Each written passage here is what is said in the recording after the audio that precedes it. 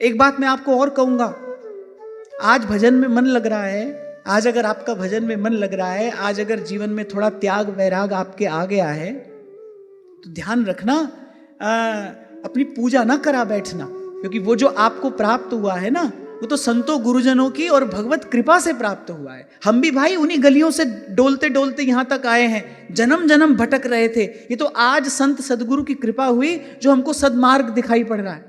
कहने का मेरा तात्पर्य है, अगर आप चाहते हो ना, आप प्रभु के सामने जाओ और प्रभु आपको कृपा भरी दृष्टि से देखें, प्रभु आपकी ओर देखें और प्रभु आपको देखकर थोड़ा मुस्कुरा दें। अगर आप चाहते हो ना आप प्रभु के सन्मुख हो और आपको ये प्रसाद मिले, तो फिर गोस्वामी जी कहते हैं, फिर एह दरबार दीन को आदर।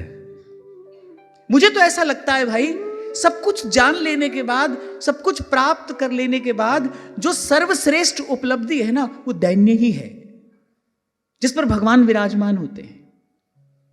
गोसाई श्री विट्ठलनाथ जी कहते हैं, रोकर कहते हैं, हे गोकुलेश, ये तो मैं जान गया हूं कि आपकी कृपा का एकमात्र हेतु अगर कुछ है तो वो दैन्य ही है।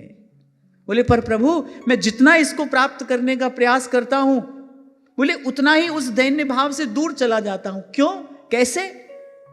भजन करता हूं तो मन में ये भाव आता है, भाई मैं भजन कर रहा हूं। थोड़ा भी साधन हम करें ना, 2-4 माला किसी दिन अधिक हो जाए तो लगता है भाई आज तो बहुत भजन हो गया, आज तो बहुत भजन हो गया।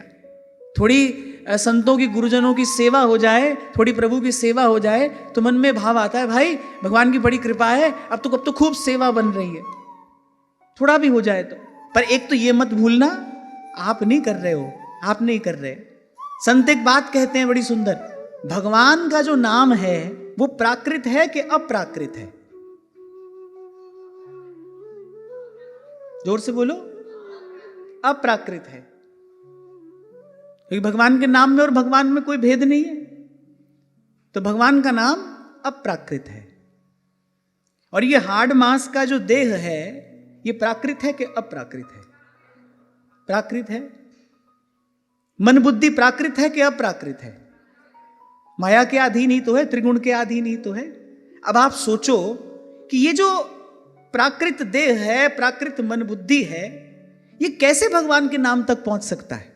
किसी भी प्रकार से इसकी पहुंच भगवान नाम तक कैसे हो सकती है? ये जो नाम हमारी जिह्वा पर आता है ना, महाराज बड़ी सुंदर बात वाणी में कहते हैं, श्री गुरु वाणी में, सुख तेरा दिता लइए, सुख तेरा लइए।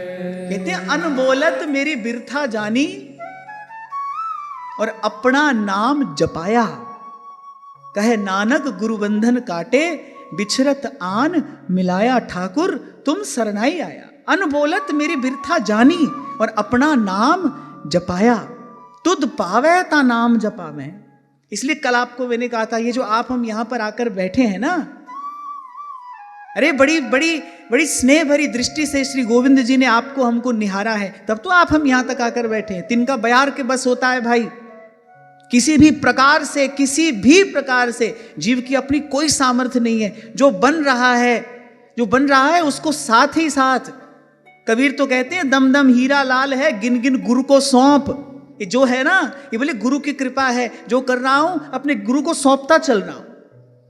अगर वस्तुतः है जो भगवान को प्रसन्न करता है, जिससे प्रभु रीझते हैं, अगर वो भाव प्राप्त करना है, और मैंने कहा वो भाव क्या है?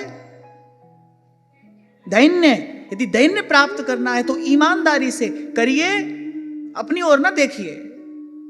इस बात का दृढ़ता पूर्वक अभ्यास करने की आवश्यकता होती है साधक को। क्यों? क्योंकि जन्म जन्म से जीव को कर्तापन का अभ्यास है। उसको लगता है मैं करता हूं। अरे वो करता है तभी तो भरता है और मरता है।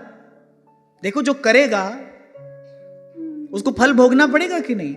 जो करेगा वो भरेगा, और ऐसे ही करता भरता मरेगा, और जो मरेगा वो जन्म लेगा, जो जन्म लेगा वो मरेगा।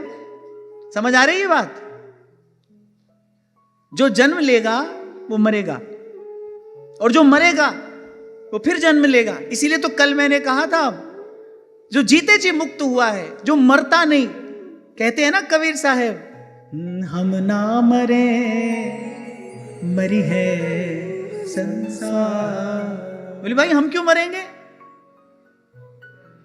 हमको मिला जियावन हारा, हमको मिला जियावन हारा, हम ना मरे वही है संसार।